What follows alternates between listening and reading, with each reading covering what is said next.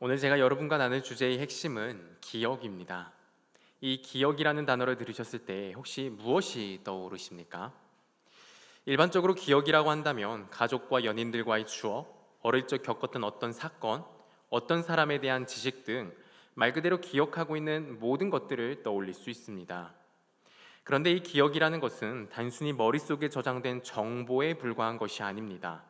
어떤 것을 기억하고 있고 어떤 기억을 붙들고 있느냐에 따라 그 사람의 생각과 감정, 나아가 행동에도 영향을 미치는 것이 바로 기억입니다. 그렇기 때문에 우리 그리스도인들에게도 이 기억이라는 것은 믿음과 신앙생활에 나감에 있어 정말 중요한 부분이라 할 수 있습니다. 오늘 본문의 사도 바울 또한 자신이 편지하고 있는 데살로니가 교인들에게 그들이 기억하고 있는 기억을 가지고 자신의 이야기를 진행해 나가는데요. 바울은 무엇을 위해 그들의 기억을 상기시킨 것일까요? 그 이유는 데살로니가 교인들이 예수 그리스도를 믿은 것으로 인하여 핍박과 고난을 받고 있었기 때문입니다. 그래서 바울은 핍박과 고난으로 인해 데살로니가 교인들이 믿음에서 흔들려 넘어지지 않게 하기 위하여, 믿음을 굳건하게 하기 위하여 그들이 알고 기억하고 있는 그 기억을 상기시키며 그 기억에 호소하였던 것입니다. 오늘날 우리에게도 여러 환난과 시험이 끊임없이 닥쳐와 우리의 믿음이 시시때때로 흔들립니다. 내가 믿는다고 믿고 있지만 왜 내게 이러한 일이 일어나는 걸까? 정말 믿어도 되는 건가? 내가 엉뚱한 것, 이상한 것 믿어서 세월을 낭비하고 있는 것은 아닌가 하는 이러한 의심 속에 빠질 때가 있습니다. 그렇게 오늘 사도 바울이 너희가 기억하고 있다, 너희가 알고 있다라고 하는 내용들을 살펴보면서 이를 통해 어떤 상황에서도 믿음이 흔들리지 않을 수 있는 그 비결을 배우고자 합니다. 다시 한번 말씀드리지만 오늘 말씀은 바울이 데살로니가 성도들로 하여금 어떤 사실들을 다시금 기억하고 떠올리게 함으로써 환난 가운데에서도 믿음이 흔들리지 않고 굳건할 수 있도록 하고 있는 부분입니다. 그리고 바울이 기억하게 하고 있는 것은 바울 자신을 포함한 우리 곧 전도자들과 관련한 사실입니다. 우리 말씀을 다시 한번 볼까요? 데살로니가전서 2장 1에서 2절 말씀입니다. 제가 읽어드리겠습니다. 형제들아, 우리가 너희 가운데 들어간 것이 헛되지 않은 줄을 너희가 친히 아나니, 너희가 아는 바와 같이 우리가 먼저 빌립보에서 고난과 능욕을 당하였으나 우리 하나님을 힘입어 많은 싸움 중에 하나님의 복음을 너희에게 전하였노라. 2절에서 바울은 데살로니가 교인들에게 무엇을 전하였다고 말하고 있나요? 하나님의 복음을 전하였다고 나와 있습니다. 이것이 사도 바울이 처음으로 상기시키고 있는 것입니다. 여러분, 복음이 무엇입니까? 복음이라는 단어의 의미가 무엇인가요? 잘 아시다시피 복된 음성, 다른 말로 기쁜 소식이라고도 합니다. 바울은 이 기쁜 소식을 데살로니가에 전하였던 것인데 그냥 기쁜 소식이었나요? 아니었습니다. 그는 의미를 분명하게 하기 위해 이 복음이라는 단어 앞에 하나님을 붙여 말하는데요. 그러니까 그는 하나님의 복음을 전한 것입니다. 그냥 기쁜 소식이 아닌 하나님의 기쁜 소식. 하나님이 자신의 아들을 십자가에서 죽게 하셨으며 이를 통해 우리가 죄와 사망에서 구원을 받았다는 철저히 하나님이 주시는 기쁜 소식을 전한 것입니다. 이 세상에 기쁜 소식은 참으로 많이 있습니다. 그러나 하나님이 주신 기쁜 소식은 바울이 전하여준 이것이 유일합니다. 세상에 기쁜 소식이라 하는 것들은 많지만 그것이 언제나 늘 기쁜 소식이 되진 않습니다. 그러나 하나님이 주신 기쁜 소식은 언제나 늘 영원토록 기쁜 소식입니다. 또한 세상의 기쁜 소식은 사실 모든 사람에게 기쁜 소식이 되진 않습니다. 그러나 하나님의 기쁜 소식은 그것을 듣고 믿는 모든 사람에게 참으로 기쁨을 주는 기쁜 소식이 됩니다. 여러분에게 어떤 기쁜 소식이 찾아오셨습니까? 여러분이 받은 기쁜 소식은 무엇입니까? 바로 하나님의 복음입니다. 다른 그 누구도 아닌 무려 이 온 우주를 창조하시고 다스리고 계시는 이 온 세상의 진정한 왕 되시는 하나님께서 주신 복음입니다. 그 어떤 것보다도 귀하고 그 어떤 것보다도 신뢰할 만한 것입니다. 그리고 이 하나님의 복음이 말해주는 것은 무엇입니까? 전지전능하시며 영원무궁하신 하나님의 아들 예수 그리스도께서 우리를 그 모든 죄와 비참에서 구원하기 위해 십자가에 못 박혀 죽으시고 부활하셨다는 것입니다. 이로써 모든 것을 하나님이 다 이루어 놓으셨다고 합니다. 우리는 그저 이 사실을 받아들이기만 하면 구원을 받는다고 합니다. 이 얼마나 놀랍고 진정으로 기뻐할 만한 소식인가요? 실제로 데살로니가 성도들은 이 사실을 기억함으로 그 모든 환난에도 불구하고 믿음 위에 온전히 서 있을 수 있었습니다. 우리도 이 사실을 기억함으로 믿음 위에 설 수 있습니다. 진실로 우리가 받아 믿고 있는 복음이 그리스도의 십자가 보혈의 값으로 지불된 복음이라는 사실을 기억할 때에 그 어떤 조건, 그 어떤 상황 속에서도 우리는 말 그대로 기쁜 소식이 전해주는 기쁨 가운데 거하며 흔들리지 않을 수 있게 됩니다. 그렇게 우리는 반드시 기억해야 합니다. 내게 어떤 복음이 온 것인지, 내게 어떤 기쁜 소식이 찾아온 것인지를 말입니다. 성도 여러분, 여러분에게는 무엇이 기쁜 소식이십니까? 무엇이 여러분에게 진정한 감사를, 무엇이 여러분에게 진정한 기쁨과 평안을, 무엇이 여러분에게 깊은 확신을 가져다 주고 있습니까? 세상의 물질과 세상이 제공하는 여러 안전망입니까? 세상의 즐거움입니까? 아니면 하나님의 복음입니까? 세상은 늘 우리에게 속삭입니다. 아니 대놓고 외치고 선전하고 있습니다. 세상의 것들이야말로 온전한 평안과 기쁨과 만족을 줄 수 있다고, 이것만 네가 챙기면, 이것만 네가 가지고 쌓아놓는다면, 이렇게만 네가 할 수 있다면 그러면 반드시 영원한 안전과 만족을 얻게 될 거라고 이야기합니다. 그런데요, 그게 정말 사실인가요? 이 자리에 계신 성도님들은 그래도 적게는 20년, 많게는 8, 90년씩 이 인생이라고 하는 것을 살아오셨습니다. 특히 50년 이상 사신 분들께서는 대부분 다 잘 아시리라 생각되는데요, 그 인생 살아오시면서 세상이 말한 그것들 가져볼 만큼 가져도 보시고 세상이 하라고 하는 것들 정말 충분히 해보셨을 줄로 압니다. 그런데 여러분, 어떠하던가요? 정말로 그렇게 해보고 가져보니 정말 여러분에게 영원한 만족과 기쁨을 주었나요? 어떠하신가요? 제가 아는 신앙의 많은 선배님들의 말씀에 따르면 절대 그렇지 않다고 하십니다. 근데 정말 그렇지 않습니까? 세상은 결코 우리에게 영원하고 완전한 만족과 안전, 기쁨을 주지 않습니다. 내 기쁨과 평안을 위해 세상이 하라고 하는 것들, 세상이 가지라고 하는 것들, 막상 그것을 위해 살아가면, 그래서 그것을 얻으면요, 주지 않습니다. 오히려 이렇게 얘기합니다. 그것으론 조금 부족하다, 이것만 좀 더 하라고 하며 쉼없이 우리를 이리저리 끌고 다닐 뿐입니다. 세상이 약속하는 것들, 그 어떤 것도 우리는 받아본 적이 없습니다. 잘 생각해보면 정말 그렇습니다. 우리는 정말로 받은 적이 없습니다. 그리고 사실 경험해 볼 만큼 경험해 보기도 했습니다. 그럼에도 우리는 여전히 그 세상의 말에 귀 기울이고 세상을 신뢰하는 우리의 모습을 보게 됩니다. 그렇게나 속아놓고도 어찌나 그렇게 세상에 대해서는 관대하고 신뢰가 두터운지 모르겠습니다. 이것이 바로 우리 인류의 너무도 기가 막힌 모순이자 비참입니다. 자기가 얼마나 말도 안 되는 모순과 고집 가운데 있는지조차 모르고 그저 거짓과 썩어질 것을 향해 경주하고 분투하는 삶을 살아갑니다. 성도 여러분, 하나님과 그분이 주시는 것만이 영원합니다. 그분과 함께함이, 그분에게서 흘러나오는 것들만이 우리에게 진정한 평안과 기쁨을 정말 영원토록 누리게 합니다. 이 영원하신 하나님이 우리의 그 모든 죄악과 부족함과 비루함에도 불구하고 우리를 구원하시고 우리를 자녀 삼아 사랑하기로 작정하셨습니다. 온 우주의 왕으로서 가장 위대하시고 가장 지혜와 능력이 뛰어나신 분께서 우리의 인생을 복되고 선하게 이끌기로 작정하셨습니다. 이 사실, 곧 하나님의 복음을 기억할 때에야 비로소 우리는 믿음 위에 굳건하게 서서 진정한 평안과 기쁨 가운데 살아갈 수 있습니다. 세상의 복음을 기억하고 그것을 바라고 의지할 때는 흔들리게 되어 있습니다. 결국 절망의 깊은 벼랑으로 떨어집니다.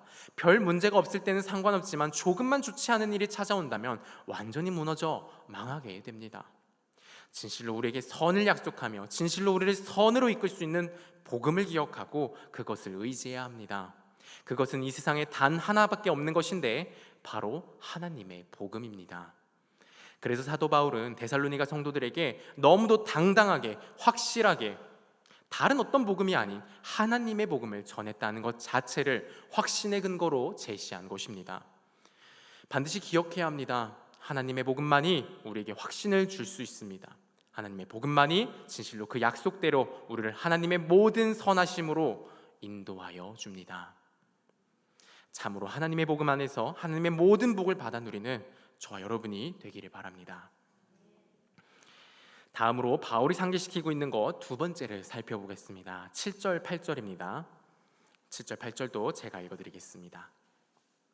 우리는 그리스도의 사도로서 마땅히 권위를 주장할 수 있으나 도리어 너희 가운데서 유순한 자가 되어 유모가 자기 자녀를 기름과 같이 하였으니 우리가 이같이 너희를 사모하여 하나님의 복음뿐 아니라 우리의 목숨까지도 너희에게 주기를 기뻐함은 너희가 우리의 사랑하는 자 됨이라.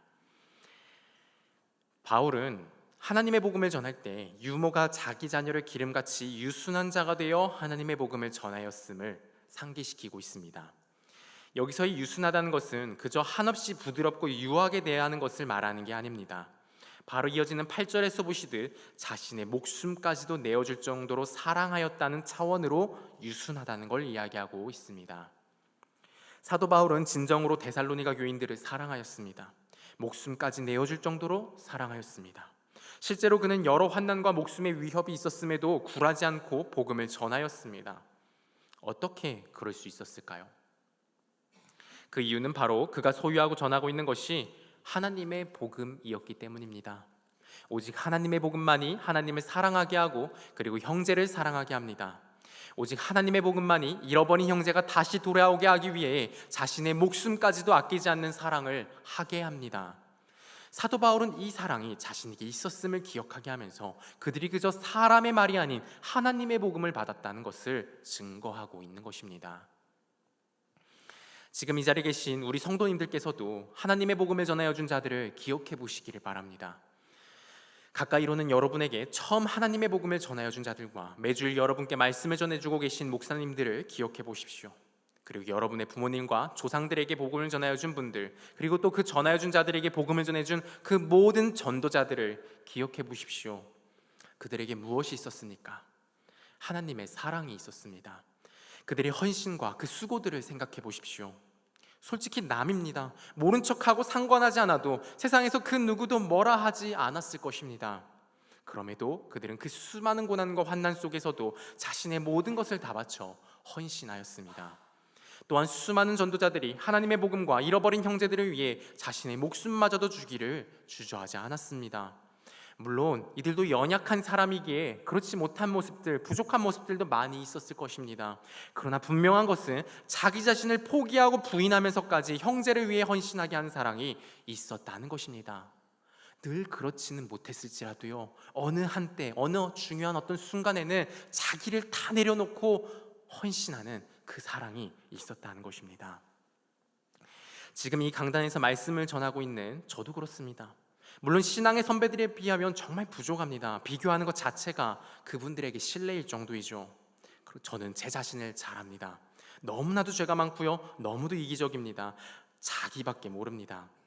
그런데요, 이런 제가요, 도무지 남을 위할 줄 모르는 제가요, 남을 위해 헌신하게 되더라는 겁니다. 오직 저만을 위해서만 시간과 물질을 사용하기 원하던 제가요, 늘 그것만을 고민하며 저의 모든 것을 쏟아내던 제가요, 한 영혼의 잘됨을 위해서 시간과 물질을 쏟게 되더라는 것입니다. 흔히 그런 얘기가 있습니다. 목사로 부름받은 사람이 제일 못난 사람이다 라고요. 그 제일 못난 사람들이요, 자기를 부인하고 사랑할 수 있게 하는 것, 그게 하나님의 복음입니다. 그리고 마지막으로 기억해야 하는 전도자 한 분이 있습니다. 바로 우리 주 예수 그리스도이십니다. 예수 그리스도께서 이 하나님의 복음을 우리에게 전해주시기 위해 무엇을 하셨는지를 기억하십시오. 우리가 받았어야 할 모욕과 채찍과 침뱉음을 예수님이 당하여 주셨습니다. 우리가 받았어야 할 하나님의 진노를 예수님이 대신 받으셨습니다. 우리가 받았어야 할 죽음을 예수님이 받으셨습니다. 그분은 왜 이렇게까지 하셨습니까? 우리를 자신의 목숨마저 내어놓으실 정도로 사랑하셨기 때문입니다. 그러면 왜 이렇게까지 사랑하셨습니까? 하나님 아버지께서 품으신 우리를 구원하기 원하시는 그 뜻과 사랑을 예수 그리스도께서도 품으셨기 때문입니다. 이렇게 예수 그리스도께서는 하나님의 복음 그 자체가 되시고 그분 자신을 우리에게 전하여 주셨습니다. 사랑하는 성도 여러분, 여러분에게 복음을 전하여 준 이 수많은 전도자들을 기억하십시오. 무엇보다 하나님의 복음 그 자체로서 우리에게 전하여진 우리 주 예수 그리스도를 기억하십시오. 이분들이 어떠한 사랑과 헌신으로 여러분에게 복음을 전하여 주었는지를 기억하셔서 여러분이 받으신 복음이 하나님의 복음임을 확인하십시오. 그러할 때에 여러분의 믿음은 흔들리지 않고 굳건하여질 것입니다. 그리고 여러분이 받은 복음이 하나님의 복음임을 확신할 수 있는 한 가지가 더 있습니다. 바로 여러분 자신도 사랑과 헌신으로 복음을 전하여 주고 있는지를 보면 됩니다. 하나님의 복음은 한 사람 안에 들어가면 더 이상 눈에 보이지 않을 만큼 작은 것이 아닙니다. 하나님의 복음은 한 사람을 넘어 온 세상을, 아니 이 온 우주를 채우고도 넘칠 정도로 크고 넓은 것입니다. 한 전도자의 헌신과 사랑으로 여러분 안에 복음이 들어갔다면 여러분 안에서도 복음이 반드시 차고 넘치게 되어 있습니다. 물론 그러한 복음의 흘러넘침이 너무도 미미한 상태일 수 있습니다. 그러한 때에는 자신에게 복음이 들어온 것이 맞는지 의심스러워서 아예 자신의 믿음이 흔들릴 수도 있죠. 그때에는 정말 조금이라도 내가 나를 희생하고 정말 조금이라도 나를 죽이고 하나님을 나타내고 있는지를 확인하십시오. 그것이 정말 조금이라도 있다면 여러분 안에는 하나님의 복음이 있는 것입니다. 혹 그 조금도 안 보이십니까? 그렇다면 그 안에 정말 조금이라도 하나님을 드러내기를 소망하는 마음이 있는지를 보십시오. 정말 조금이라도 나는 죽고 하나님의 영광을 높이고 하나님의 사랑을 흘려보내기를 원하는 마음이 있으십니까? 이 마음이 있다면, 이 소망이 여러분 안에 정말 조금이라도 있다면 여러분 안에 하나님의 복음이 있는 것입니다. 왜냐하면 하나님의 복음이 전혀 찾아오지 않은 자들에게는 결코 자기를 죽이고 하나님을 높이고자 하는 소망과 열망을 정말 조금도 품을 수가 없기 때문입니다. 오직 하나님의 복음을 받은 자만이 하나님과 그분의 모든 것들을 갈망하고 그것들을 흘려보내고자 하는 소망을 가질 수 있습니다. 이것이 아무리 미약할지라도 여러분 안에 있는 것을 발견하셨습니까? 그렇다면 여러분은 하나님의 복음을 받은 것입니다. 그 복음이 여러분을 이미 변화시켜 새로운 자가 된 것입니다. 거기서 시작하면 됩니다. 현재 그 단계와 수준이 아무리 미약하고 낮을지라도 분명한 것은 우리는 하나님의 복음을 받았고 그 위에 서 있다는 것입니다. 이 위에서 시작합시다. 이 위에 있게 하신 모든 근원이요 공로자 되시는 예수 그리스도와 함께 그분에게 모든 도움과 자비를 구하며 한 걸음씩 걸어 나가는 우리가 됩시다. 그리하면 반드시 하나님의 복음을 받은 자의 증거가 우리 안에 선명해질 것입니다. 어느 순간 그 증거가 선명해지는 것을 넘어 충만해지는 걸 넘어 흘러넘치는 그러한 믿음의 사람들이 되실 줄 믿고 확신하며 또한 참으로 그렇게 되기를 우리 주님의 이름으로 축복합니다. 이제 말씀을 맺겠습니다. 우리가 믿음 생활을 하다 보면 연약한 인간인지라 환난이나 시험이 올 때에 흔들리게 되는 경우들이 많이 있습니다. 그때 우리가 반드시 해야 하는 것은 기억하는 것입니다. 우리 자신에게, 내 자아에게 외쳐야 합니다. 우리가 받아 믿고 있는 것은 세상이나 사람에게서 난 복음이 아닌 하나님이 주신 하나님의 복음이다 라고 말입니다. 이 하나님의 복음을 기억해야 합니다. 그리고 그 하나님의 복음을 사랑하여, 그 복음을 사랑하여 사랑으로 전하여 준 모든 전도자들을 기억하십시오. 그 사랑은 자기를 부인하고 목숨까지 내어주는 하나님의 사랑입니다. 이것을 기억하여 믿음을 굳세게 하십시오. 어떠한 상황과 어떠한 처지에 놓이게 될지라도 우리는 무엇을 받은 것이고 그것을 어떻게 받은 것인지를 기억할 때에 반석 위에 서서 결코 흔들리지 않게 될 것입니다. 마지막으로 한 가지 권면의 말씀만 드리고 정말 말씀을 맺겠는데요. 이 말씀을 듣고 계신 여러분께서도 전도자이시라는 사실입니다. 꼭 직접적으로 전문적으로 전도하는 것만이 전도자가 아닙니다. 하나님의 복음을 받은 자로서의 모습이 나타나는 것이 그 한 인생 가운데 하나님의 것들이 흘러나오는 것, 그게 전도입니다. 사실 그것이 반드시 전도자에게 있어야 하는 겁니다. 입술로 복음을 선포하고 설득하고 실질적으로 데려오는 걸 하기 위해서는 먼저 하나님이 흘러나오는 자가 되어야 할 수 있는 것입니다. 그러한 차원에서 하나님의 복음을 받은 모든 사람들이 전도자입니다. 여러분에게도 하나님의 복음이 그리스도의 피와 사랑으로 주어졌습니다. 여러분은 그것을 소유하고 있습니다. 하나님이 맡기셨습니다. 그러니 그것을 온전히 하나님을 기쁘시게 하기 위하여 전하십시오. 여러분의 입술과 삶으로 전하십시오.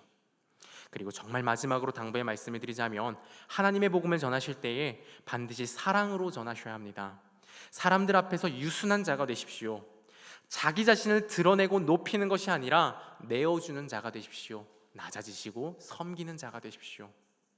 하나님의 복음을 전하면서 나는 믿었는데, 나는 그 믿음으로 이러저러한 일들을 했는데 너는 뭐 하고 있느냐며 목소리를 높이지 마십시오. 너희는 왜 이만큼 따라오지 못하느냐 함부로 분을 내지 마십시오. 여러분이나 저나 처음에 다 그러하였습니다. 그렇게나 우둔하고 어리석은 자들을 하나님이 참아주시고 하나님이 인내하시며 하나님이 우리 앞에 유순한 자가 되어주셨습니다. 이 한량없는 사랑으로 인해서 그래서 우리가 이렇게 믿음 생활을 하고 있는 것이 아니겠습니까?